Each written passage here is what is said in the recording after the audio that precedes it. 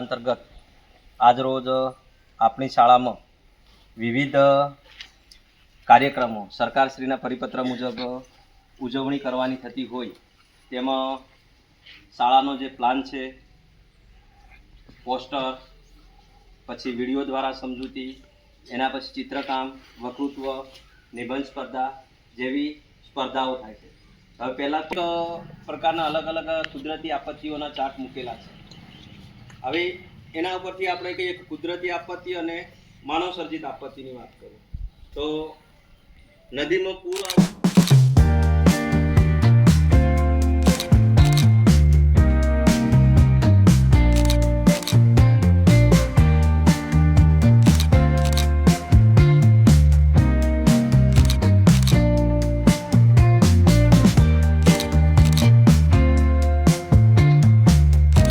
Exit એટલે બહાર જવાનો માર્ગ, એવું કહેવાય. શું કહેવાય?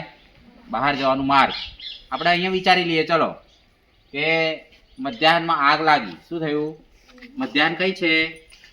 આપણો આ નકશો જોઈએ તો મધ્યાહન આ રહ્યું, એમ ડેમ આ રીતનું જ છે ભાઈ. જુઓ, આ રીતનું જ છે આખી સિસ્ટમ. આ રહ્યું મધ્યાહન, આ બાજુ જો એનાથી પણ વધુ વેગમાં આવે વાવાઝોડું. ચલો, વાવાઝોડું આવે ત્યારે તમે શું કરશો? સ્કૂલમાં હો ત્યારે વાવાઝોડું આવ્યું છે તો તમે શું કરો? તમે બહાર જશો નહીં?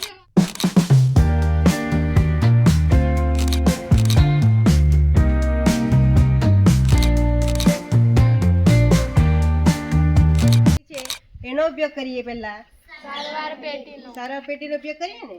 વાગે ને તરત કદાચ બાબુ સાહેબ ના હોય તો ગાડી તૈયાર ના થઈ રહી, હે ને? એટલે આપણે દોડીને જ્યાં મૂકેલું હોય ત્યાંથી લઈ આવવાનું અને પછી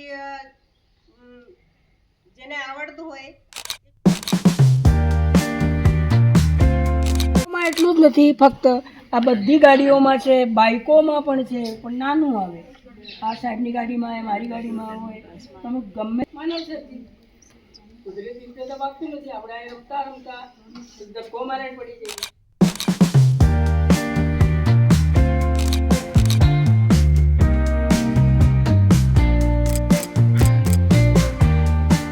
શાળા સલામતી કાર્યક્રમ અંતર્ગત મારો વિષય છે રાસાયણિક આપત્તિઓ, એટલે કે કેમિકલ હેઝાર્ડ. આપણા વિસ્તારમાં આટલા બધા ઉદ્યોગો કંઈ આજુબાજુ જોવા મળતા નથી, પરંતુ એવા જે મોટા મોટા શહેરો કે જેની આજુબાજુ ઉદ્યોગો આવેલા છે. શું આવેલા છે? ઉદ્યોગો આવેલા હોય અને ઉદ્યોગોના આજુબાજુના મોટા મોટા ભૂંગળાઓ હોય અને ઉદ્યોગોમાં જે વસ્તુ બનતી હોય છે એના લીધે એ ભૂંગળાઓમાંથી મોટા પ્રમાણમાં ધુમાડો નીકળે છે. શું નીકળે છે?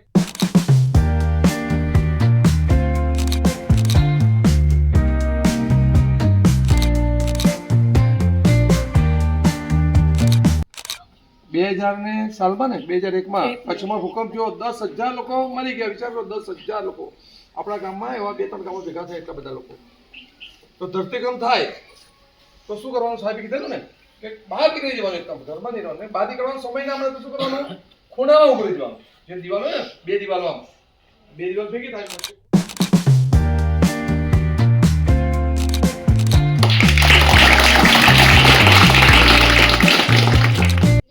એ પ્રકારનું પાવડર જેવું નીકળશે આમાંથી. કેવું નીકળશે? પાવડર જેવું. પાવડર શેનો હોય? કાર્બન ડાયોક્સાઇડ જ હોય. શું હોય? CO2. અને પેલી બાજુ વાયુ કાઢીએ એનું વોટર બેઝ, પાણી વાળું કહેવાય. કેવું? પાણી વાળું. સાયકલનો હવા ભૂરી નીકળે ને, હવા એવી રીતે આમાં દબાણથી ભરેલો હોય કાર્બન ડાયોક્સાઇડ, અને ઉપરથી આમ આને ખેંચવાનું, આનો ઉપયોગ. અને આમાં ફૂટે, શું થાય? અહીંથી નીકળે, આમ ખેંચી લેવાનું. આને શું કરવાનું? આમ ફીટ હોય આના પર, બરોબર ને? અંદર પાણી છે. શું છે? પાણી. ને જે હતી ને નાની કેપ્સ્યુલ જેવું, એમાં કાર્બન ડાયોક્સાઇડ ભરેલું છે. શું છે? Carbon dioxide. જ્યારે આનો ઉપયોગ આપણે કરવો હોય ત્યારે આપણે આને ખેંચવાનું. શું કરવાનું? આને ખેંચવાનું. આમ ખેંચીએ એટલે આ નીકળી ગયું. ને ઉપર જોશથી આમ જોશથી ઝટકાથી મારવાનું એટલે અંદર છે પંચર થઈ જાય. પેલું આટલું હતું ને દેખાતું હતું, એમાંથી કાર્બન ડાયોક્સાઇડ દબાણથી ભરેલો એટલે નીકળી જ પાણીમાં ભેગો થઈ જાય. કઈ ભેગો થઈ જાય? પાણીમાં. મોટું આમ દૂર સુધી જાય એવું નીકળે. આપણે છેલ્લે બતાવશું આને, જ્યારે બદલવાનું થાય ને ત્યારે આને આપણે થોડી બતાવીશું. એટલે આ એક જ વાર વપરાય. કેટલી વાર? એક વાર ખાલી થઈ જાય પછી પેલું આ ઉપરનું જે હમણાં ખોલ્યું હતું ને એ બદલવું પડે. એટલે આને આપણે હમણાં નથી બતાવતા પણ આને આપણે બતાવી શકીએ. બરોબર ને? આ પાવડર વાળું છે. આ કેવું છે? બરોબર.